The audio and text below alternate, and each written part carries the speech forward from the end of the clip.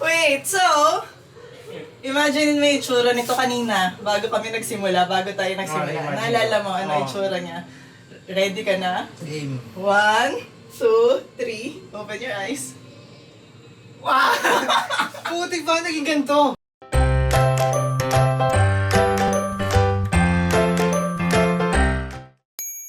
Hi, this is Elle and welcome sa isa na namang makeover. Ang may makeover natin ngayon is 3 square meter home office. So ngayon, on the way na tayo doon. Hello? Wala silang pakialam. Home office siya ng friend namin na si Von. And one day makeover lang siya. Nagsend na siya ng picture, ng video. Tapos nag-meeting na rin kami kung ano yung plano niya para dun sa space. Hello? Hello. Saan ka? Teka. Yusef, ayaw mag-video. Hindi ba? Hello po, Miss. Uy, sakto na pala. Maganda na pala. Pink na yung likod eh. Huwag naman. Baka gusto kong palitan. Anong gagawin? Nakita ko na yung mga photo. So ano bang plano mo dyan? Anong purpose niya in life? Office. As in, Office parang... Tambayan. Setup, ganyan. / tambayan. anong look, kulay, anong overall vibe, ganun. Siyempre, no, parang black. Hindi ibig sabihin, Siyempre, no? Ano? Black. yung bang lalaki naman, yung mga peach, Ganda nga eh. Ayan na, terno nung sa likod ko. Kasi ito lang yung, pantakip. Tuwalya. Oh, eh di pa panlalaki. Perfect. Industrial, gano'n. Industrial. Oo, Lalo. parang... Tapos black. Kahoy, ganun. Yung sinend mong measurement, titignan ko. Sandali. Ano ba yung ginamit kong panukat? Yung mga 6 inches ng nahuli. Ito. Yung pangbata, ayan. Buisit. Anong pwede yung gawin dyan? Tutulong ba ako dyan? May song and dance number. Song and dance na lang. Song and dance number. Yun yung gagawin mo. Anong tawag doon? Pero in terms naman pala, kunwari gusto ko maglagay ng artwork or ganyan, anong gusto mong makita dyan? Wala talaga akong pakialam. Wala kang pakialam, lagyan ko yan ng flowers. Ay di, siyempre huwag na yung mga ganyan. Walang girly-girly. Tapos basta ganun. Wednesday. Tuesday or Wednesday, isa doon. Ayusin lang namin yung schedule. Sige, thank you. Bye. So, dahil one day makeover lang tayo, kailangan pagplanuhan, pag-isipan na lahat ng mga gagawin doon, anong kailangan, anong design. Ngayon, pinaprepare na natin lahat. So, ayan yung before niya. Less than 3 square meter. And, ang plano natin para sa space is, ayan. So, doon sa desk area, basically, magpipaint lang tayo ng gray. Tapos may wood accent, meron tayong pa-shelf artwork, and then may black. So, ang unang gagawin, meron talaga to dito, tinanggal lang yan. So, ngayon, gusto ko ng tuluyan. Tatanggalin at yung buong cabinet na nasa taas. Yun na sa taas. So, pipaint natin lahat ng gray. Naplano na rin natin siya kung ano yung design. Kasi syempre, one day lang, dapat ready tayo. Ayan na lahat ng mga gamit. Dala na natin lahat. Time check, 11 tayo makakarating doon. So, dapat magawa natin siya in... ilan? 3 hours? Ano sabihin ko? Ano ending? Bye, Bon. See you later. See you later, Bon! Hello. Botsog pero usog. Ayan o. Alon. Yung pink na pintura. Nandiyan ba yung pink na pintura? Yung mga binili ko, walang pink. Yung mga flowers. Yung mga flowers. We're here! Hi! Hi! Hoy! Saan na may-ari ng room? Hello! Ito na yung room. First time ko siya nakita ngayon. Ang liit lang talaga! Mas malaki pa siya sa picture kasi naka-wide angle. Ayan! Ano, reveal na? Hindi pa. So, tinatanggal muna natin lahat ng mga pwedeng matanggal. Tapos, ito, papatanggal ko na yung part na yan. Ayun na yung gray walls natin. Bon! Bon! Kinukulayan na yung pink! So, itong mga bakal-bakal natin, white kasi yan, pati itong bracket sa door, so pipaint natin sila ng black or antique bronze. Ano, reveal na? Hindi pa. So, pa rin tayo. Ito na yung itsura niya. Ayan na. Ayan na. Ayan na. And, Bawal. Pinagbawal na bata. Hanggang dyan lang siya. Para mukhang job interview. Nakatingin ako sa malam. Yeah. Ano ang expectations mo sa magiging reaction mo? Ano yung expectation mo, itsura niya? Hindi na siya girly. Yun yung expect ko dyan eh. Hindi na siya girly, hindi na pink background. Sino nagsabi? Ready ka naman ma-disappoint. Tapos yun sa kabila, tabi mo naman. So, ito yung parang gusto kong grid wall. Kasama maglagay tayo ng basket, ng mga hooks. Ano, reveal na? Hindi pa.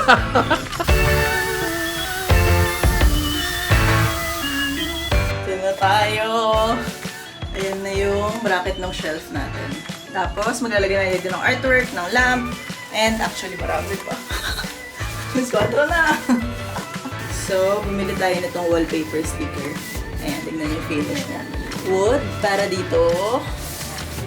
Yan. Yan lang. Wala dyan sa guhit na yan hanggang dyan sa desk.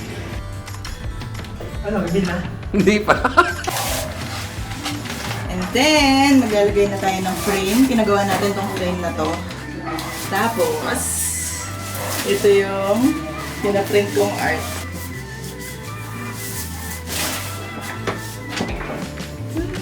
Cute! Ito yung shelf na binili natin. Tapos, yan. Yan. Bubuksan na ba? Oo.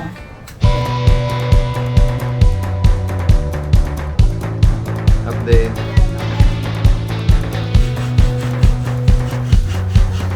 Pinakaw na to?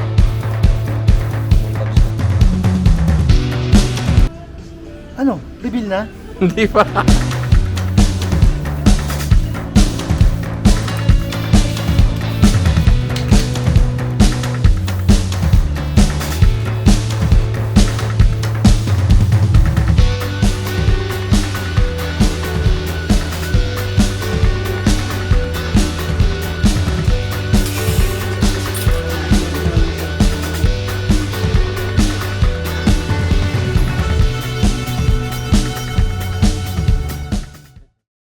Finally, natapos na natin tong one-day makeover nitong 3 square meter na home office natin. Ginabi na tayo, pero eto na siya. Yung dinrowing ko ng isang gabi na achieve natin. Kaya, alika na, tour ko na kayo.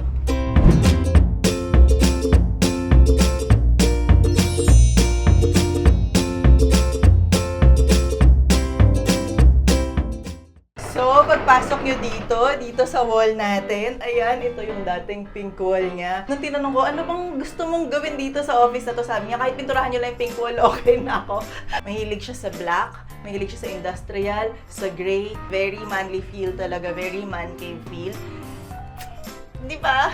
Nagkaroon na ng point tong wall na to. Gusto ko siyang gawing mas functional, kaya nilagay ko tong grid wall dito. Pwede ito yung mga helmet nila. Mahilig siya mag-bike, kaya yun din yung theme natin dito. May bike theme tayo dito. Ayan, meron tayong hook, meron tayong basket dito for storage. Tapos, naglagay rin ako, of course, dito ng photo ng family, ng bike theme, tsaka ng ganyan. Para, di ba, may personal touch tayo dito. Then, naglagay din tayo ng clock dito. Ito yung spray paint natin ng parang bronze color, ganyan. But, maliban sa black wall, maliban dito sa functionality nito, gusto ko pa ng konti-konting accent pa, kaya naglagay ako nitong parang wood na grid na pattern dito sa wall na to. Rename ko itong grid natin. Ay, yung mga ganong maliliit na touches, nakakabuo talaga siya ng look ng space. Dito naman sa baba, nilagay lang natin tong parang galvanized steel na storage na to, bagay sa industrial theme natin. Tapos ayan, para mas ma-fully utilize tong corner natin na to. Originally, may tuwalya lang na nakasabit dito. Siyempre, hindi naman natin ikikip yun. Kaya, naglagay tayo dito ng curtain. Black rin lang yung theme. Black and white siya. Very simple lang. Tapos, black din lang yung rod natin na ganyan. And, chain yung ginamit kong pang-ayos ng curtain natin dito para in theme sa industrial. Tapos, ito na yung pinaka-favorite part ko nitong home office niya. Itong computer wall. In-incorporate natin lahat ng mga industrial elements. Unang-unang ginawa natin, yung meron dito siyang box na something dyan, na nakakonect dito na shelf, tinanggal na natin, and nilagay natin tong industrial shelf na to. And then, dito naman, of course, naglagay tayo ng artwork. Kasi syempre, gusto ko talagang maglagay ng mga artwork dito. Yun nga yung theme natin is bike theme dahil mahilig siya magbike. Meron pala dito, hindi ko napakita muna sa inyo. May artwork, di ko na-share. Ayan. Gear naman. Syempre, dito sa pinaka-highlight natin is parang vintage bike yung nilagay ko. Meron lang siyang very ibang appeal. So, itong buong office niya, pinaint natin ng parang medium gray color. Baked clay yung color nito. Like, bagay din siya sa existing na tile niya na ang ganda na actually. Sobrang perfect na nitong tile na to dahil gray na siya. Itong buong taas nung desk niya, nilagyan natin ng wood sticker. Mas may drama, mas may warm tong space. Nakompleto niya tong look. And of course, naglagay tayo dito ng industrial theme na ilaw. Trouble light to. Like, nabili to ni Yusef na bakal lang. Tapos DIY natin. Dito sa desk niya, ang unang-una nating in-address is yung wire situation niya kasi busit na busit siya. Yun yung una niya talaga sinabi. Ano bang gagawin natin sa wire? So basically, simple lang naman naging solution natin. Naglagay tayo ng butas dito, ng butas doon, ng butas dito. So, lahat ng kalat na wire na dito sa loob ng cabinet na to. Syempre, nirepaint natin to. But, ang dinagdag ko pa, itong strip ng wood na to, naglagay tayo dito para mag-match siya dun sa ibang wood. Yung feel niya mas substantial, mas mukhang finish. Kaya, nilagyan natin tong accent na to. Tapos, ito black and ito sobrang cute. Ayan. DIY ni Aweng. Bumagay siya dun sa chain sa curtain, bumagay siya dun sa mga bronze color natin dito dahil yun din yung mga ni-spray paint ko sa iba-iba. Lahat ng elements natin dito, lahat ng nilagay natin, like bumagay talaga sila. Look, nakikita niya ba to? So, ito na yung result ng ating makeover today. Like, super satisfied ako sa result. Ano siya talaga, nabuo siya, di ba? Kahit na ang liit ng room, less than 3 square meter, 2.8 square meter siya. Pero, ang laki ng impact, ang ganda, ang sarap tambayan. So, kahit na maliit yung kwarto nyo, kayang-kaya nyo yan pagandahin. Actually, mas madaling ang pagandahin. Dahil konting wall lang na pintura, ma-achieve nyo na to. Mas konti lahat yung materials na kailangan nyo. Sobrang excited na akong i-share sa kanya to dahil kanina pa siya atat na atat. Gusto na niyang makita kung ano yung itsura nitong home office niya. So, I'm so excited. Hopefully, magustuhan niya. Kaya, halika, tawagin na natin siya. Von! Let's go! Ready ka na for your close-up? Hello! Ay, nandiyan pala ako. Nandiyan ka pala. Kamusta? Ano, reveal na ba? Anong ina-expect mo? Na-expect ko wala na yung pink ng wall. Alam mo lang. Huwag kang ditilat, ha? Dali! Sandali! Sandali! Yeah. Wait, so, imagine mo yung itsura nito kanina, bago kami nagsimula, bago tayo nagsimula. Naalala mo ano yung itsura niya? Ready ka na? Game. 1, 2, 3, open your eyes. Wow! Putik ba naging ganito? What? Uy, wag ka lumabas dito ka sa loob ng kwarto mo. Seryoso? Paano naging ganyan yan? Putik na kulay na siya. Treatment natin kanina. Kaya pala ng ganitong itsura dito? Ayan na yung pink wall mo. What? Bakit Ay! picture na ganito? Ah. Ano yan? Print ko, bakit? Kinuha ko sa IG niyo. Galing. Ganito pala yung feeling eh. Gawin feeling na buboy. Ay, na speechless. What? Ano siya doon? Galing. Pag pinatay ito, Ayan, sige pa tayo. Kasi tama yung mga butas na yun dyan, tapos butas doon, may butas rin dito. So, lahat ng wire doon na lang sa loob mo na siya malalagay.